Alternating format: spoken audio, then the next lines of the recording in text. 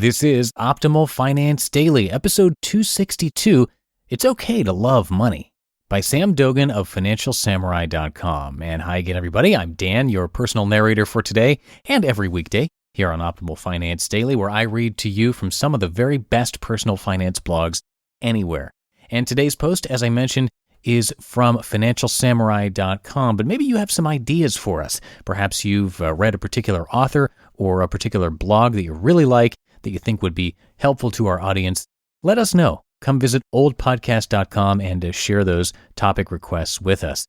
And before we hear today's post, I have another podcast that you should definitely check out, and that is the Creating Wealth podcast with Jason Hardman. You can learn a new slant on investing there and hear from experts in the field. Definitely worth a listen. So come by oldpodcast.com/wealth to learn more about that.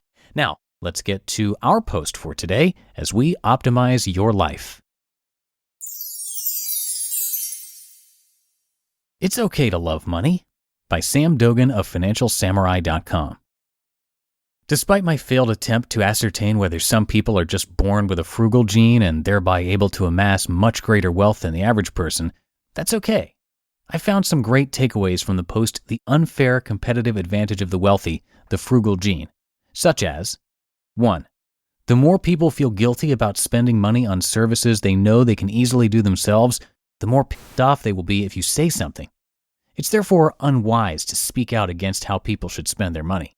We all have our own desires, skills, and values, but as a personal finance writer, these are exactly the topics that make for robust discussion. 2. DIY can be seen as a side hustle to make more money. Now, there's zero excuse for folks who are unwilling to moonlight, start a side business, or create a product to generate passive income. You can simply increase the amount of DIY projects like cleaning to earn more money by saving money. 3.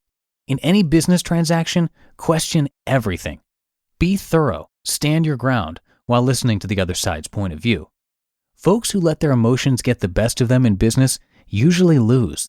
Get things in writing, make things clear, explain your situation, and go from there. 4. If you love money, you will probably be better at accumulating more money.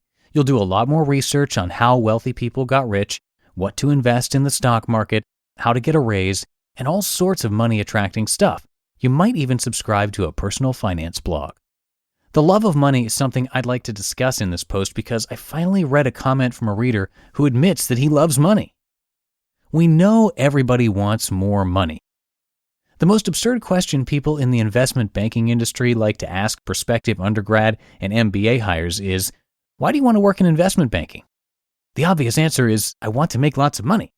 But no candidate ever has the guts to admit it. Instead, you get contrived answers such as, I'd like to work on landmark deals that can create new synergies in the marketplace, or the markets are inefficient and I believe I can help provide transparency to our clients. Huh? Just say you love money. You want to bathe in it, shower in it, throw $100 paper planes off your balcony just because you can. Be honest. Those who provide the most honest answers usually get past the first gauntlet of interviews. We already know that it's impossible to escape the allure of money. The idealistic summer MBA intern who wanted to change the world at a startup is working at a private equity shop because they offered her hundreds of thousands more a year to start. So, for all you money-hungry folks out there, just know that it's okay to love money. And for all of you who are hating on folks who love money, stop it already. You know that if you had the opportunity to make more, you'd take it in a heartbeat. Here's a quote from reader John that I've paraphrased for clarity purposes. Quote, Now, I know wealthy and poor frugal folks, but the wealthy seem to share a common trait. They love money. Me, for instance. I consistently, for the last 5 years, saved 80 to 95% of my income depending on the year.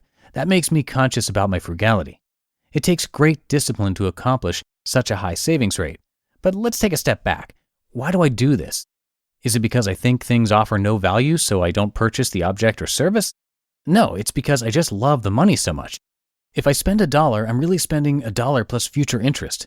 In other words, each dollar spent now is future money I won't have. Therefore, it's hard for me to justify spending something I love so much and not watching it grow. End quote. No sane person would save 80 to 95% of his income if he didn't love money, wouldn't you agree? It's clear to me that John has a frugal gene and will accumulate much more wealth than the average American who saves just 4% or less of their income. Why be ashamed of loving money?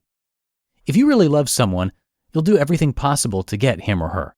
Maybe you'll get a haircut, do 3 push-ups, eat less double cheeseburgers, skip the sweatpants, and actually floss your filthy teeth the next time you meet.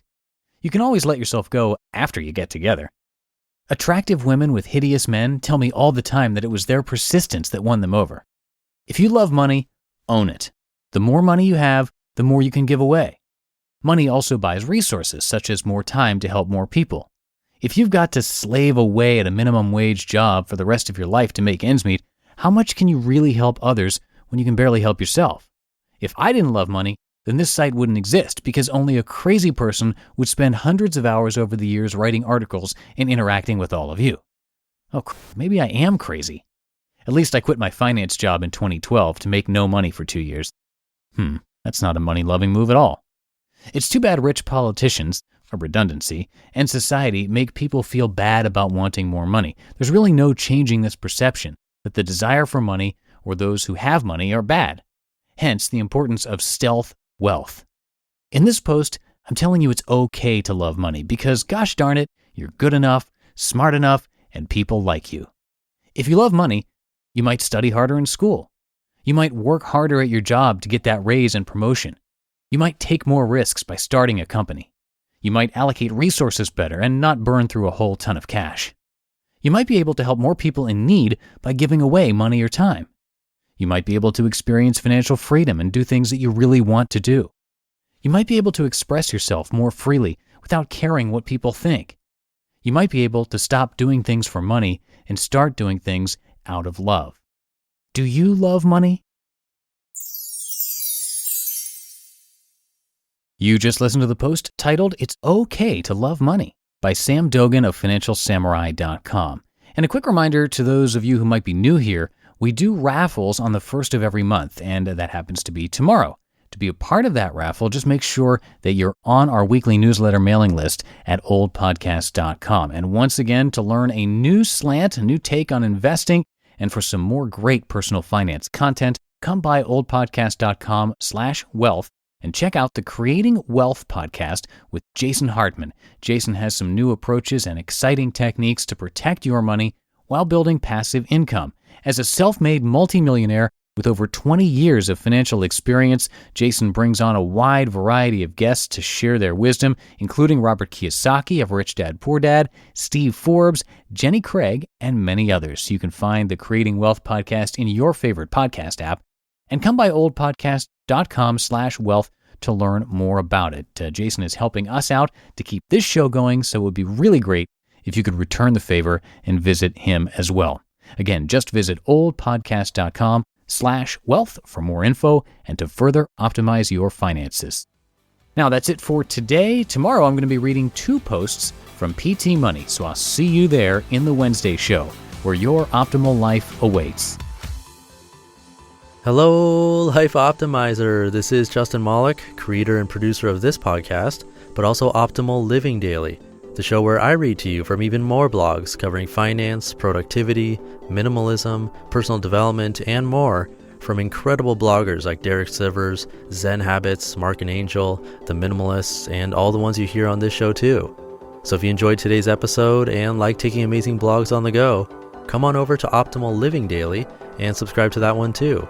And together, we'll start optimizing your life. You've been listening to Optimal Finance Daily. Be sure to hit the subscribe button to stay up to date on each new episode and head to oldpodcast.com. That's OLDpodcast.com for a free gift as well as more actionable tips and resources to help you maximize your potential. Thanks for joining us, and remember, your optimal life awaits.